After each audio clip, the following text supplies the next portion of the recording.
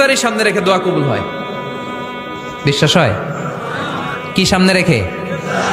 সামনে ইফতারি।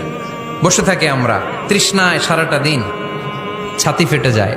আল্লাহ দেখে, দেখতে দেখতে আল্লাহর একটা সফট কর্নার তৈরি হয়। এটাই সুযোগ কাজে লাগানোর, ঠিক কিনা?